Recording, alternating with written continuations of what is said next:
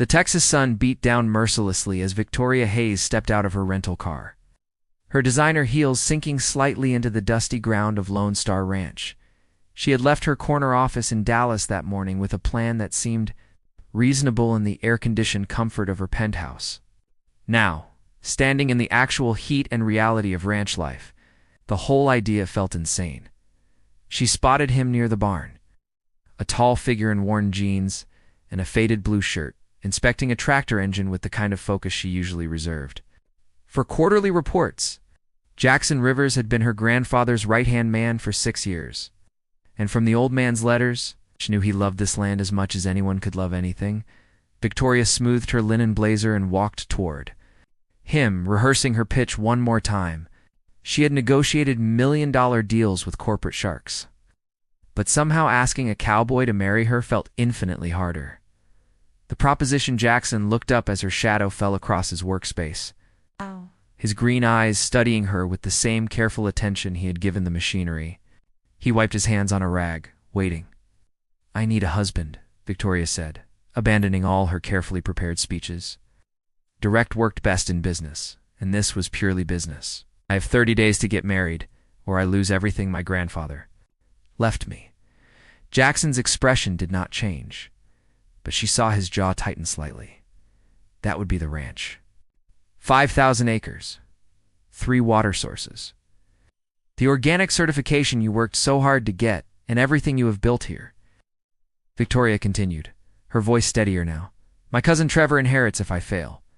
He already has buyers lined up. Developers who will turn this into luxury subdivisions within 6 months." The wrench in Jackson's hand tightened, his knuckles going white. She had touched the nerve she needed. "What are you proposing, Miss Hayes? A business arrangement? You marry, I inherit, and I sell you half the ranch at fair market value? You become an owner instead of an employee? After 3 months, we quietly divorce. You get the land you have been protecting, and I fulfill my grandfather's wishes." Jackson set down the wrench and walked to the fence line, staring out at the fields that rolled toward distant hills. Victoria followed, her heels awkward on the uneven ground. "Why me?" he asked without turning around. "Because you care about this place, because you will do right by the land even after I am gone, and because you are the only person I trust not to try to take everything." Jackson turned to face her, and Victoria found herself caught by the intensity in his gaze. He was younger than she expected, maybe 32, with the kind of weathered handsomeness that came from honest work rather than gym memberships. "I accept," he said finally, "but we do this right. No half measures. If inspections come, if questions arise, we are a real couple, completely convincing." Victoria extended her hand. "Deal." When their hands touched, something electric passed between them, surprising them both. Jackson released her hand quickly, as if burned. "We marry tomorrow," Victoria said, trying to sound more confident than she felt. "I have already made the arrangements at the county courthouse." The wedding day at the Harrison County Courthouse smelled like old paper and floor wax. Victoria arrived wearing a cream dress she had bought at midnight from an online boutique. Simple, but elegant. Jackson appeared in a dark suit that made him look like a different person, his usual rough edges softened by tailored fabric. Judge Matthews, a kindly woman in her 60s, smiled at them warmly as they filled out paperwork. "Young love is so refreshing," she said. "Though I must say, this is quite sudden." "When you know," Jackson replied smoothly, taking Victoria's hand. She noticed how naturally he played the part, his thumb brushing her knuckles, in a gesture that felt more real than it should. Everything was proceeding perfectly until the courthouse door opened, and Trevor Hayes walked in, his expensive cologne announcing him before his smug smile did. Behind him trailed a man with a professional camera. "Cousin Victoria," Trevor said with false warmth, "I heard through the family grapevine about your happy news. I simply had to come witness it myself." Deep. Felt ice slide down her spine. Her cousin was 3 years older, handsome in a calculated way. And had been circling the ranch like a vulture since their grandfather's death. She forced a smile. "Trevor, how thoughtful." Jackson's hand tightened around hers, a silent message. of solidarity. They stood together as Judge Matthews called them forward. The ceremony itself passed in a blur of legal words and binding promises. Victoria heard herself say "I do," and watched Jackson do the same, his voice steady and sure. When the judge pronounced them husband and wife, Jackson leaned in to kiss her. It was meant to be brief, ceremonial, but the moment their lips met, time seemed to slow. The kiss was gentle but thorough, and Victoria felt it down to her toes. When they finally separated, she saw her own surprise reflected in Jackson's eyes. Trevor's applause broke the spell. "Congratulations," he said, his camera-wielding friend snapping photos. "Though I must say, this seems rather rushed. I hope everything is in order legally." Judge Matthews frowned at the implication. "Are you suggesting something improper, young man?" "Not at all," Trevor said with practiced innocence. "I simply want to ensure my dear cousin's marriage is genuine. In fact, I have taken the liberty of requesting special verification." He handed the judge an official document. Victoria's stomach dropped as she watched the older woman's expression change from warm to serious. "I see," Judge Matthews said slowly. "According to this request, you will need to demonstrate your marriage is genuine through cohabitation for 30 consecutive days, with possible inspections to verify. This is unusual, but legal, given the family circumstances and inheritance at stake." Victoria felt the walls closing in. Beside her, Jackson stood rigid. "Is that a problem?" Trevor asked innocently. "Surely the people in love would not mind living together." "No problem at all," Jackson said firmly. "We had already planned to move into the ranch house together today." Trevor's smile widened. "Wonderful. And I look forward to visiting soon. The inspections can be quite thorough, I understand. They check everything from shared belongings to sleeping arrangements." As they left the courthouse, Trevor's laughter followed them into the parking lot. Oh. Victoria and Jackson stood beside her, the Texas heat wrapping around them like a blanket. "He trapped us," Victoria said quietly. Jackson looked at her, something shifting in his expression.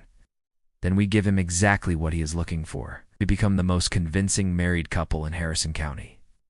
Victoria nodded, but her heart was pounding. She'd agreed to a paper marriage, a simple business transaction. Now they would have to live together, share space, maintain the illusion every single day. "I should warn you," Jackson said, opening her car door. "I am not easy to live with. I wake at dawn, I track dirt inside, and I do not know anything about fancy city habits." Despite everything, Victoria found herself smiling, and I work late. "I am obsessed with organization, and I have never lived anywhere without Wi-Fi and takeout delivery." "This should be interesting," Jackson said, and for the first time, she heard a hint of humor in his voice. As Victoria followed his truck toward Lone Star Ranch, she could not shake the memory of that kiss, or the feeling that her carefully controlled life was about to become beautifully, terrifyingly complicated. The ranch house was larger than Victoria remembered from her childhood visits. 2 stories of wood and stone, with a wraparound porch that overlooked acres of golden fields stretching toward purple mountains. Jackson pulled his truck around back, and Victoria parked beside him, her sleek sedan looking absurdly out of place among the ranch vehicles inside. The house smelled like leather and pine, masculine but not unwelcoming. Heavy wooden beams crossed the ceiling, and the furniture was handmade, sturdy pieces that had clearly been built to last generations. Family photos lined the mantel, and Victoria spotted her grandfather in several of them, always smiling, often. With his arm around a younger Jackson, "Your grandfather taught me woodworking," Jackson said, noticing her gaze. "Most of this furniture, we built it together during winter evenings." He said, "Idle hands made for restless minds." Victoria touched a beautifully carved side table, running her fingers over the smooth surface. "He never mentioned you in his letters. Not once. He was private about ranch business. Said you had your own life to build." Jackson carried her suitcases. "Upstairs without being asked?" "The main bedroom has the best view. Should probably share it, given the inspections." The bedroom was stunning, with floor-to-ceiling windows facing east and a bed that could easily fit 3 people. Victoria tried not to think about sleeping next to Jackson every night for a month. "I can take the couch," Jackson offered, reading. Her expression, "You're supposed to be newlyweds. Victoria reminded him. If inspectors come, they will check. Jackson set down her bags and turned to face her. Then we establish ground rules. We each stay on our side. We respect privacy.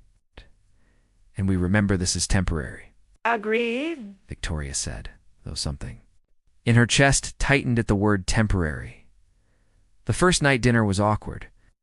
Jackson grilled steaks while Victoria attempted to make a salad, discovering she had no idea where anything was in the kitchen.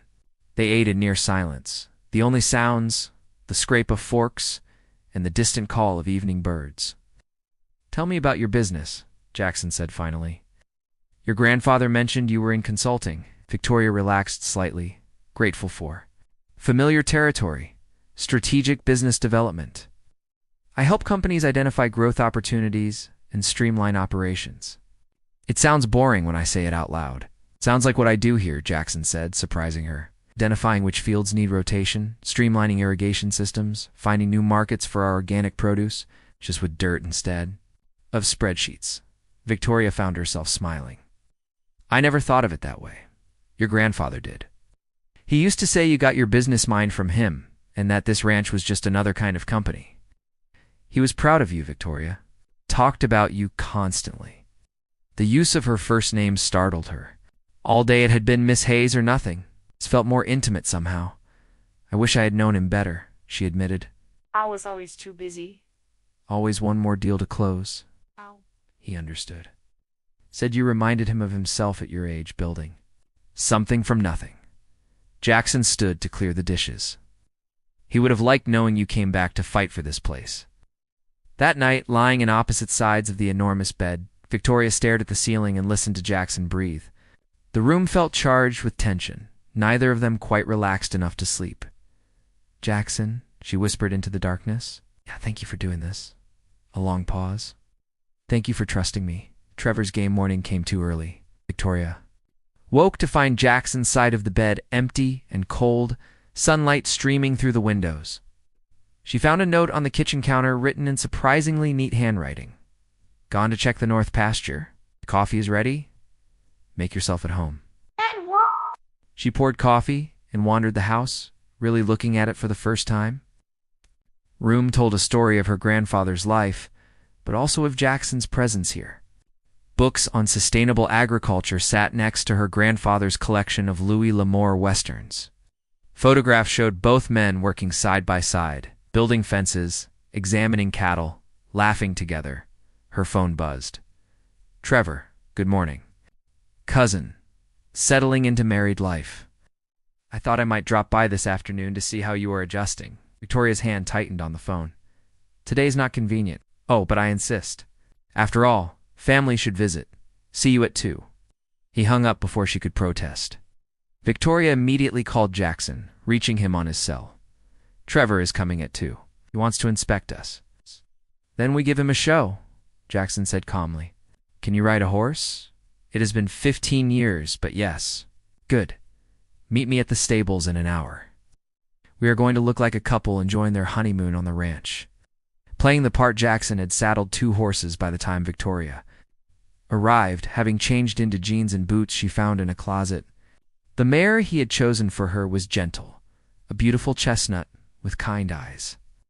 This is Honey, Jackson said, helping Victoria mount. His hands on her waist sent electricity through her body. She was your grandfather's favorite. Gentle as they. Come. They rode out across the property, Jackson pointing out various features and improvements. See that irrigation system? Took us 2 years to install, but it cut our water usage by 40%. And those solar panels on the barn roof? That was your grandfather's idea? Said we should let the sun do the work.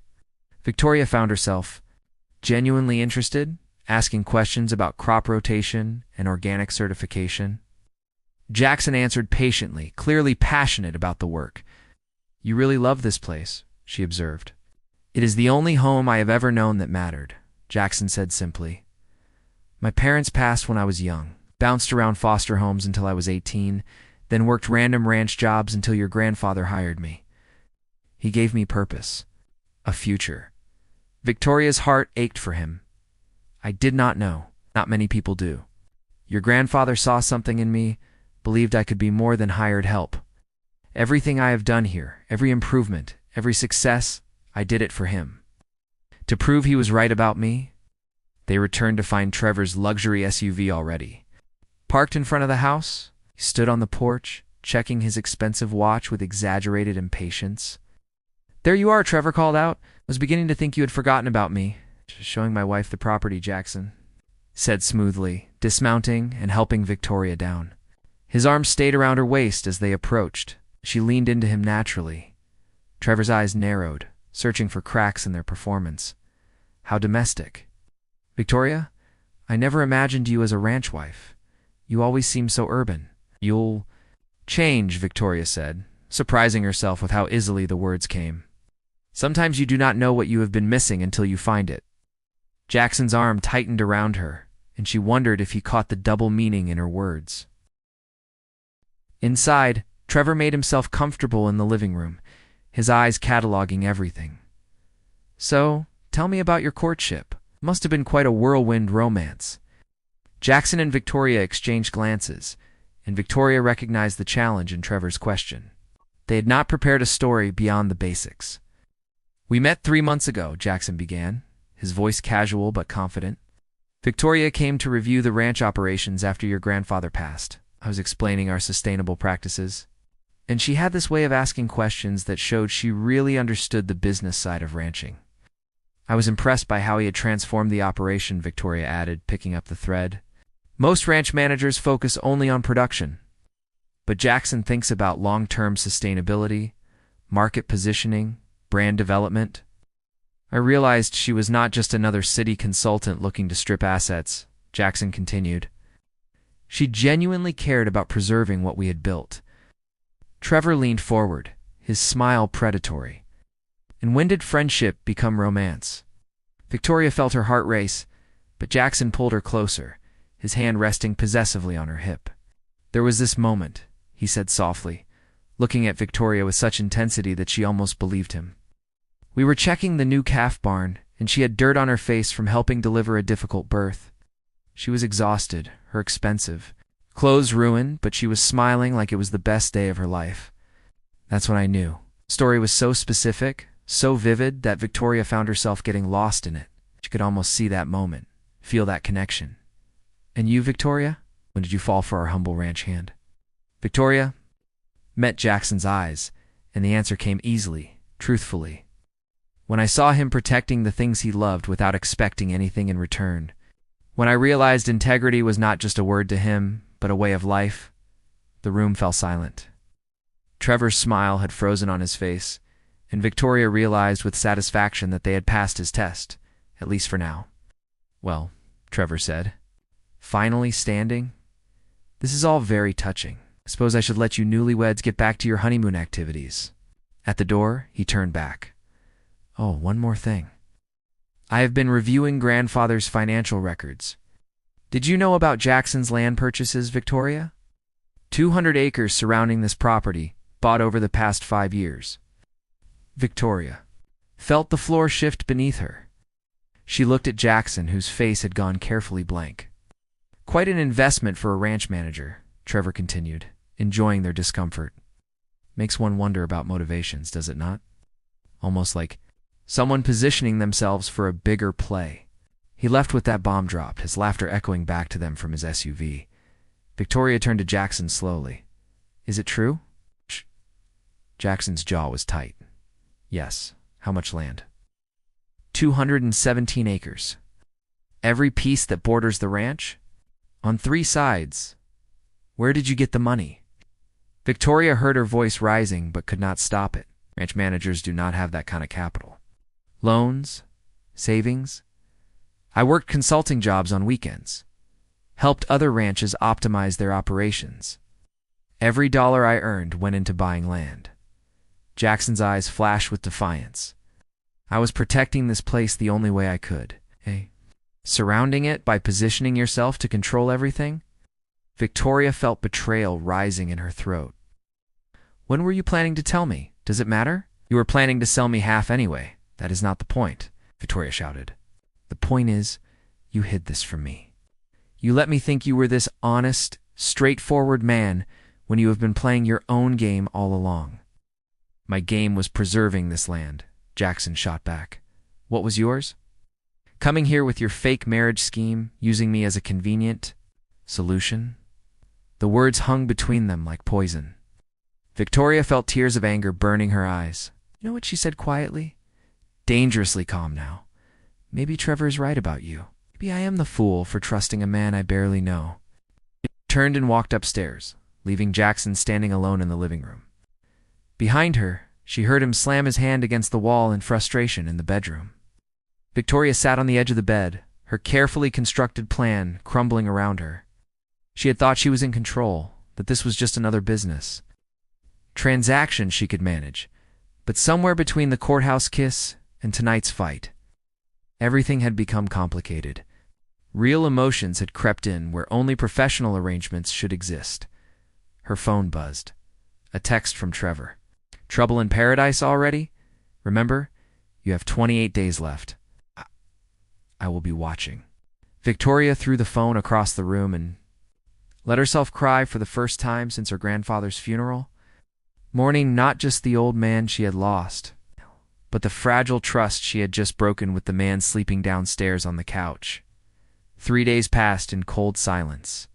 Victoria and Jackson moved around each other like strangers, maintaining appearances only when ranch workers or neighbors appeared. At night, Victoria slept alone in the master bedroom while Jackson took the downstairs guest room, their charade. Abandoned in private, Trevor called daily, his voice dripping with false concern. Just checking on my favorite newlyweds. Everything still blissful? Victoria stopped answering. Instead, she buried herself in ranch financial records, searching for answers about Jackson's land purchases. What she found surprised her. Acquisition had been strategic, blocking potential development access points. The properties formed a protective barrier around Lone Star Ranch, purchased from sellers who had been approached by developers. Jackson had not been building an empire. He had been building a fortress. She found him in the equipment barn late one afternoon, repairing a tractor engine. Shirt was streaked with grease, his focus absolute. Victoria watched him work for a moment, remembering why she had trusted him in the first place. We need to talk, she said. Jackson did not look up. About what? How I am a liar? Now, you cannot trust me? About why you really bought that land? His hand stilled on the wrench. Slowly, he straightened and faced her, his expression guarded. Does it matter? Yes, Victoria said simply. It matters to me. Jackson wiped his hands on a rag, buying time. Your grandfather knew about all of it. Victoria felt her breath catch. What? He helped me secure the loans, vouched for me at the bank, even contributed money toward 2 of the purchases. Jackson's voice was rough with emotion. He knew developers were circling, buying up adjacent properties.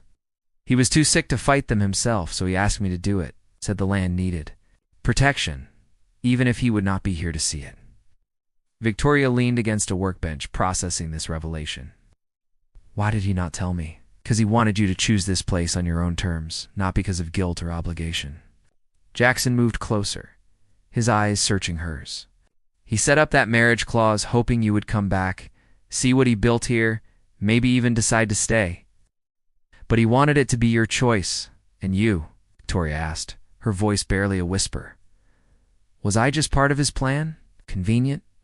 Way to finally own the land you wanted? Jackson's expression shifted, something raw and honest breaking through his usual reserve. At first, maybe, I would be lying if I said the land was not part of it. But Victoria, these past few days, living with you, watching you actually care about this place. He stopped, running a hand through his hair in frustration. You are not what I expected. What did you expect? Corporate princess who would sign papers and disappear back to Dallas?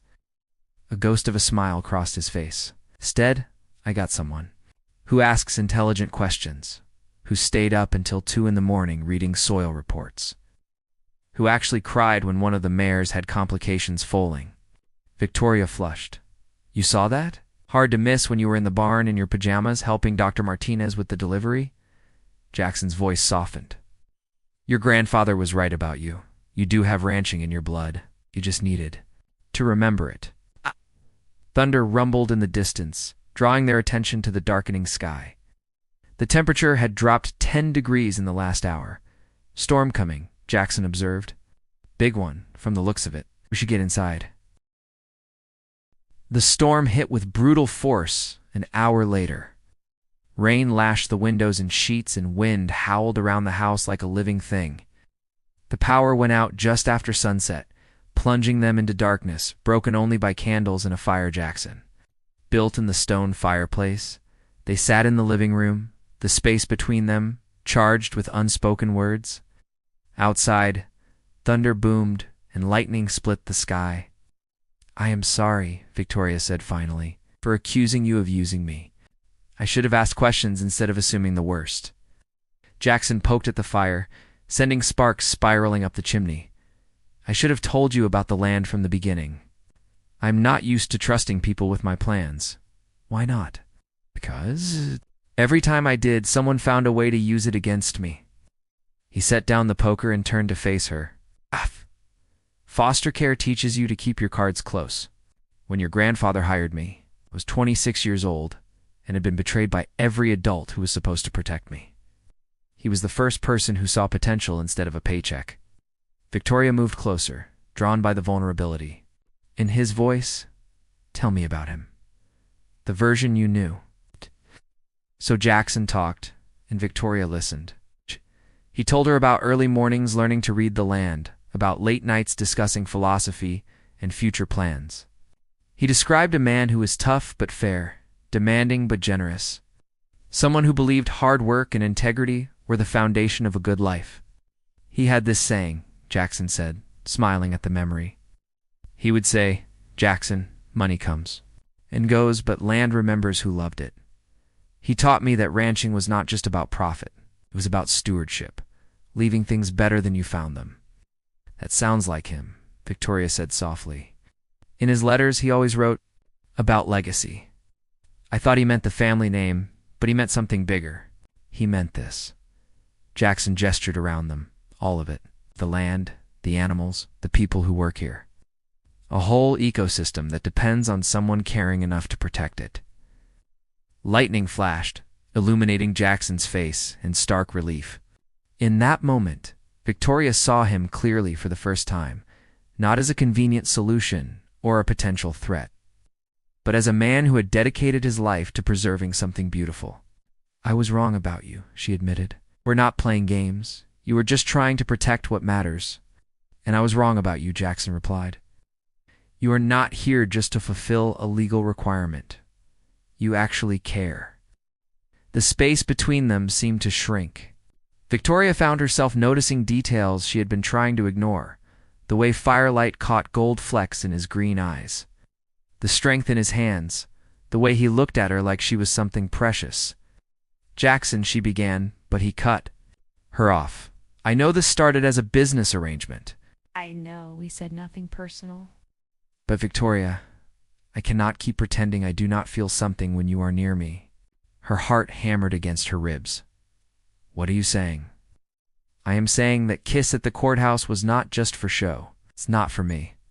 He moved closer, his voice dropping to barely above a whisper.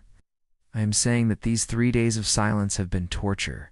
I am saying that somewhere between your desperate proposal and Trevor's manipulations, I started falling for you." Victoria could not breathe. "That is not part of the plan. Plans change." Jackson reached out, tucking a strand of hair behind her ear. "The question is, do you feel it too?" She should say no. Should stick to the arrangement, keep it professional, protect herself from the inevitable hurt. But sitting there in the firelight with storm raging outside, Victoria realized she was tired of playing it safe. "Yes," she whispered. "I feel it too." Jackson's kiss was nothing like the one at the courthouse. It had been for show, careful and measured. This was real, urgent, full of 3 days of frustration and longing. Victoria melted into it, her hands finding his shoulders, anchoring herself against the intensity of feeling. When they finally broke apart, both breathing hard, Jackson rested his forehead against hers. "We should talk about what this means." "Later," Victoria said, pulling him back. Right now, I just want this. The truth comes out morning, came with crystal clarity, the storm-washed landscape sparkling under brilliant sunshine. Victoria woke in Jackson's arms, reality crashing back with the daylight. They had crossed a line, turned their fake marriage into something messy and real. Jackson stirred beside her, his eyes opening to meet hers. "Morning," he said softly. "Morning." Victoria smiled despite her nervousness. "So, we should probably discuss." Her phone rang, cutting her off. Trevor's name flashed on the screen. With a sense of dread, she answered, "Good morning, cousin. I have something you need to see." "I will be there in 30 minutes." He hung up before she could respond. Jackson sat up, instantly alert. What does he want now? Do not know, but it cannot be good. They dressed quickly, presenting a united front when Trevor arrived with his ever-present photographer and a triumphant smile that made Victoria's stomach drop. "I have been doing research," Trevor announced, settling into the living room like he owned it. "About Jackson's mysterious land purchases. And I discovered something fascinating." Pulled out a folder thick with documents. "Your grandfather did not just help Jackson buy that land. He actually gifted him the down payment money for 3 of the properties. Substantial amounts. Money that should have been part of the estate." Victoria felt cold. "What are you saying?" I'm saying Jackson manipulated a dying old man into giving him hundreds of thousands of dollars. I am saying this entire marriage scheme was planned long before you showed up." Trevor's smile widened. "I am saying I have grounds to contest the entire will based on undue influence." "That is a lie," Jackson said flatly. "Your grandfather offered that money freely?" "You wanted what I want," Trevor interrupted, "is for you both to admit this. Marriage is a fraud. Sign over the ranch and avoid a lengthy legal battle you will lose." Victoria looked at Jackson, seeing the defeat in his eyes. Trevor had them cornered, and they all knew it. Then she remembered something. "Wait here," she told Trevor, heading to her grandfather's study. She had seen it days ago while searching. Through files, not understanding its significance, now she knew exactly what she was looking for. The leather journal her grandfather kept, his final years documented in careful handwriting.